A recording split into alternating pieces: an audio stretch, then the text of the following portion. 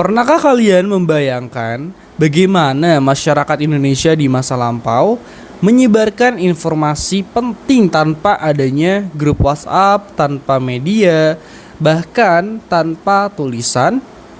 Halo, nama saya Raka Putra Setiardani dengan NIM F1C024189. Pada kesempatan kali ini, di mata kuliah Teknologi Komunikasi, kita akan memutar waktu jauh ke belakang. Kita akan masuk ke sebuah era yang menjadi akar dari segala interaksi sosial kita saat ini. Sebuah masa yang oleh para ahli seperti Walter dalam bukunya Orality and Literacy disebut sebagai masyarakat kelisanan primer atau yang kita kenal sebagai era tutur budaya. Di era ini, kata-kata belum dibekukan oleh tinta dan kertas. Pesan tidak dikirim melalui gelombang elektromagnetik. Di masa ini, suara manusia adalah teknologi yang paling canggih. Mari kita bedah bagaimana rupa Nusantara pada era tersebut. Mari kita lihat bagaimana kondisi sosial, budaya, dan politik Nusantara pada masa itu.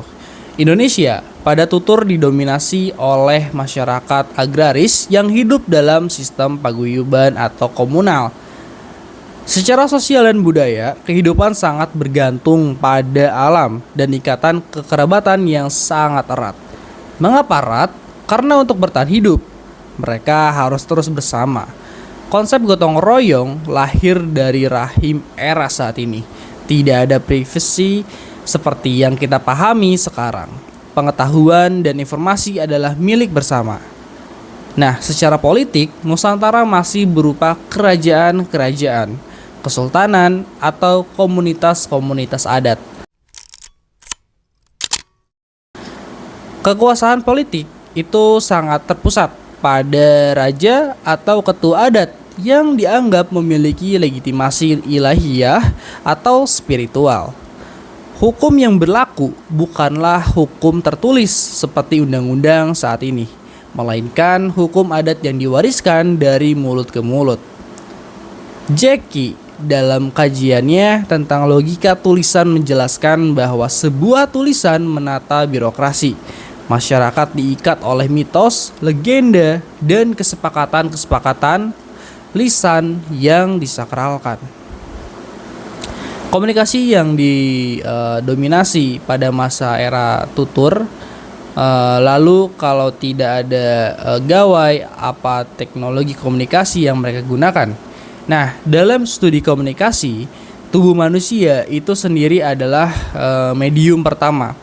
Di era tutur, pita suara dan memori otak adalah perangkat keras penyimpan data yang paling utama. Namun manusia butuh jangkauan yang lebih luas.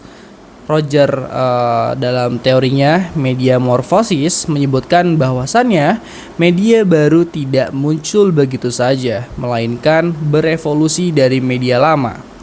Nah, teknologi komunikasi dominan pada saat itu adalah instrumen perluasan suara.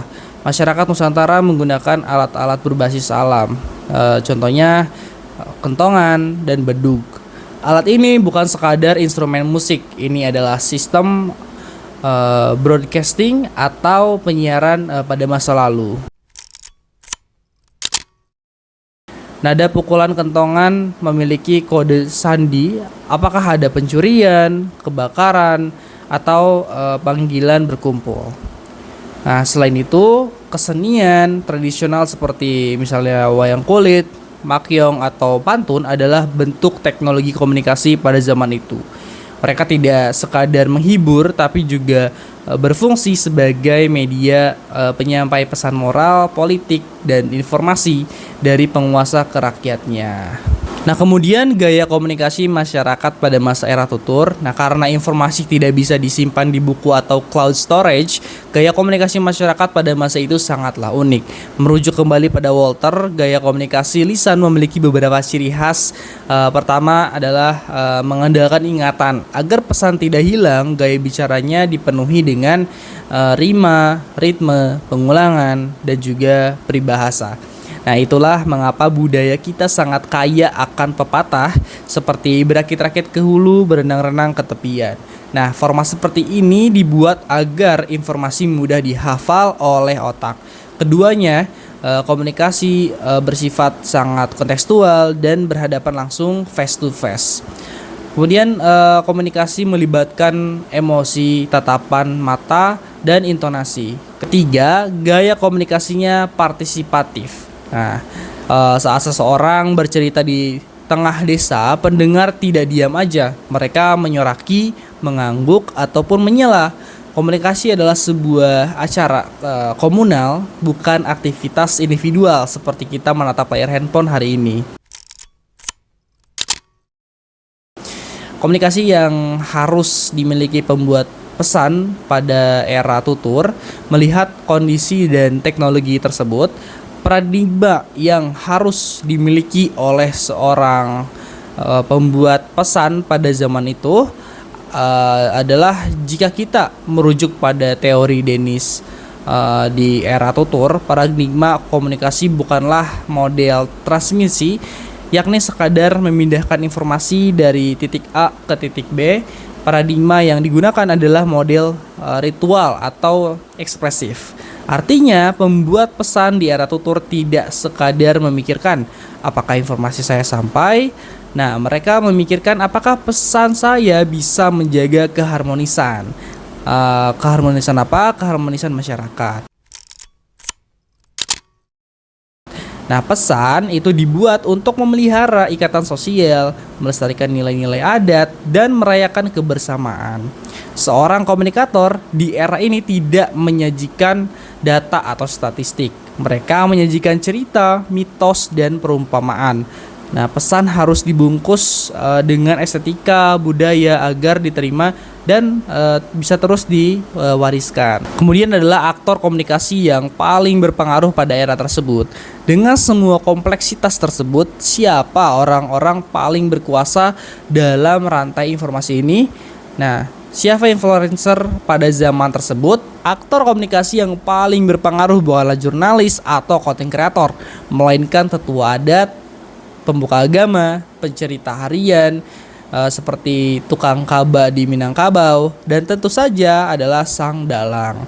Mereka adalah penjaga perpustakaan kognitif masyarakat. Mereka lah para gatekeeper atau penjaga gerbang informasi. Raja mungkin memiliki kekuasaan politik, tapi dalang dan tetua adat itu memiliki kekuasaan atas memori dan juga narasi. Nah, lewat lidah mereka lah nilai-nilai baik dan juga buruk itu didefinisikan untuk seluruh anggota komunitas. Seperti itu. Nah, kemudian kesimpulannya, era tutur budaya di Indonesia membuktikan bahwa komunikasi pada dasarnya bukanlah tentang teknologi mesin, melainkan tentang manusia dan ikatan sosialnya. Meskipun hari ini kita berada di era digital dan juga media sosial, sisa-sisa era tutur ini masih ada dalam budaya kita yang suka ngobrol, suka ngumpul, dan juga budaya bercerita. Era tutur adalah fondasi identitas komunikasi bangsa Indonesia. Sekian pemaparan dari saya mengenai era tutur budaya di Indonesia. Semoga bisa memberikan wawasan tentang bagaimana nenek moyang kita memakai dan juga memaknai dunia melalui suara. Terima kasih dan sampai jumpa. Wassalamualaikum warahmatullahi wabarakatuh.